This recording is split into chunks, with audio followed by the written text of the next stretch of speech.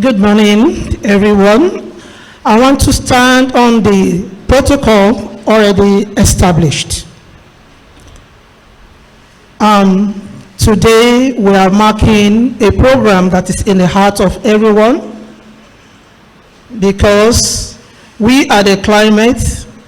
We cannot live without the earth, and the earth is gradually disappearing. So we are willingly compelled to save the earth. And so, distinguished ladies and gentlemen, respected members of the Port Harcourt Link Club of Nigeria, teachers here present, judges, competition officials, members of the press, and our brilliant participating students, good day. It is my pleasure and honor to welcome you all to this World Environment Day Secondary School Quiz and Debate Competition organized by the Port Harcourt Link Club of Nigeria. We are gathered here today not merely to witness a competition, but to celebrate knowledge, to celebrate discipline, courage, creativity, and the moral responsibility we all owe the environment. World Environment Day 2026 is being marked under the theme Inspired by Nature for Climate for the Future. This theme is both beautiful and urgent. It reminds us that nature is not something to admire. It's not only something to admire. Nature is a teacher. Nature is a protector and a warning voice. The United Nations Environment Programme has rightly placed emphasis on this year on climate change and on the urgent signal the earth is sending to humanity through heat, flood, erosion, pollution, drought, rising seas, damaged ecosystem, and generally biodegradation. This question before us is not whether the planet is changing. No, that's not the question.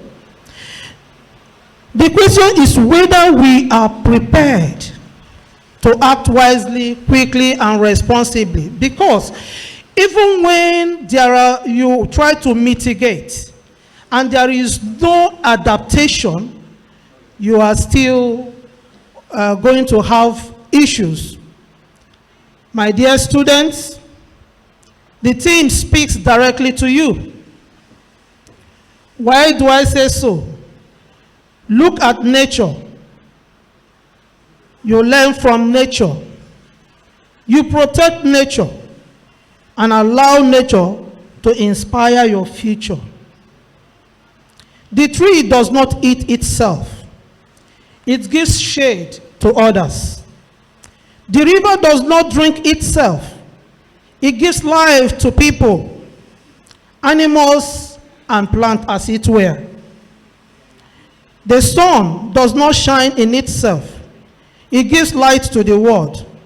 In that same way, every child, every school, every adult here present, and the ones that are not here, our families and communities must become a blessing to the environment.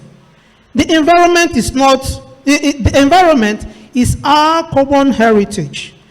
It gives us air that we breathe, the water we drink, the soil that produces our food, and the natural resources that sustain our homes, communities, and economy.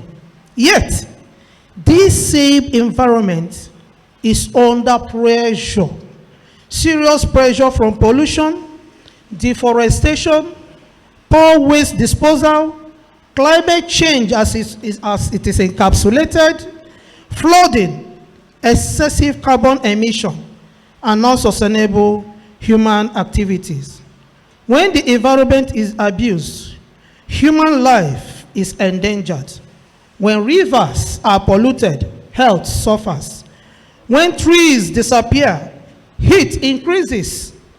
When drains are blocked with waste, flooding becomes worse.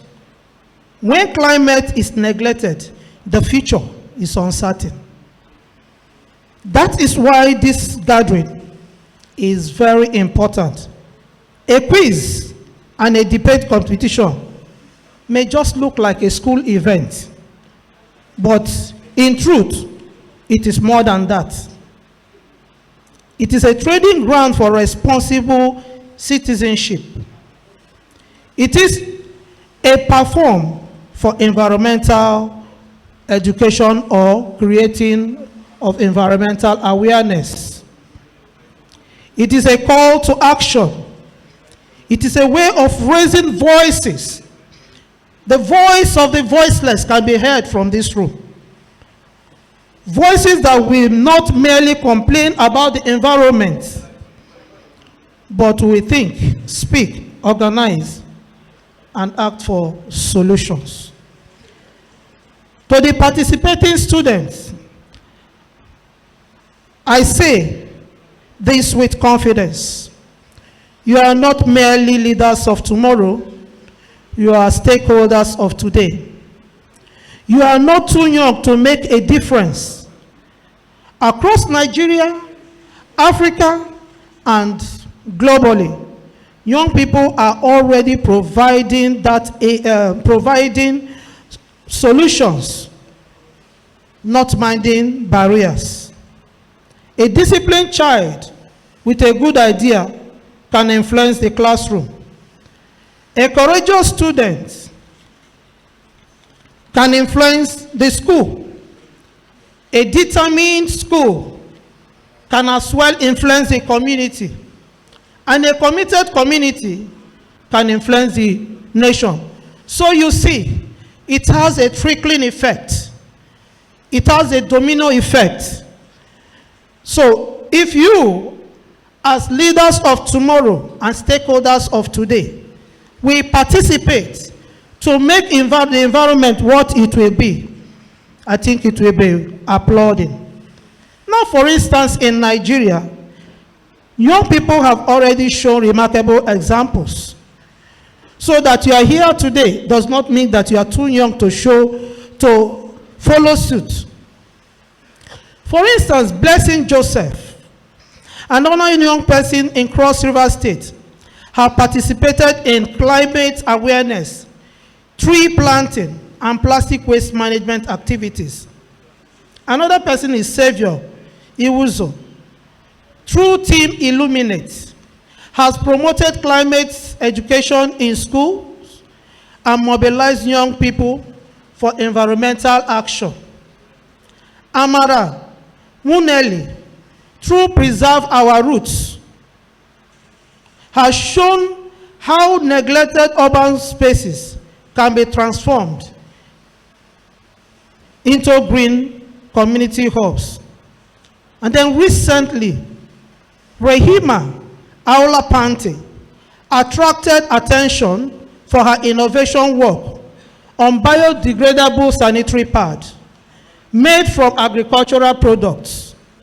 This example teaches us that climate action does not always begin in big offices. Sometimes it begins with students like you. It begins with our seedlings. It begins with our buckets. It begins with our clothes. It begins with recycled materials and one courageous idea. Therefore, you do not wait until the environment is destroyed before you act. Begin now, begin at home, begin in your school, begin in the street, begin with one tree, one drain, one recycled bottle, one reduced plastic habits, one good debate like you are doing today, one informed argument, and one courageous voice. Let this World Environment Day make a mark beginning in your life. Be inspired by nature. Act for climate and protect the future. I must specifically appreciate and commend Port Harcourt's Link Club of Nigeria for organizing this timely and meaningful event. Thank you very much. By bringing secondary school students together to think, to debate, to compete around environmental issues, the club has demonstrated vision, social responsibility, and patriotic commitment. This is the kind of initiative our communities need. Education remains one of the strongest tools for environmental protection, and by investing in young minds, the Port Harcourt Link Club is helping to raise a generation that is intellectually alert, environmentally conscious, and socially responsible. Thank you very much. I encourage the organizers not to stop here. This noble initiative should continue. In fact, it should grow and become a regular platform for environmental education in schools. The club may consider supporting environmental clubs in secondary school, tree planting projects, recycling campaigns, climate essay competitions like what you're doing right now, environmental leadership awards, and mentorship programs for students who show passion for protecting the climate. When young people are guided early, they become adults who build wisely and then lead responsibly and protect society from avoidable harm. I urge you all to compete with confidence. I'm talking to the students. I urge you all to compete with confidence, courage, and respect for one another. Speak with clarity. Listen with humility. Argue with facts. Win with grace. And remember that although prizes will be awarded, every student here is already a winner by choosing to learn. As we commemorate World Environment Day 2026, let us all, including me, renew our commitment to cleaner, greener, safer, and more sustainable world. The earth is speaking. I'm not kidding. The earth is speaking.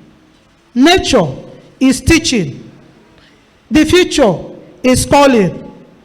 Our duty is to respond with wisdom, responsibility, and action. It is therefore my pleasure to declare this World Environment Day secondary school quiz and debate competition open. Thank you and God bless.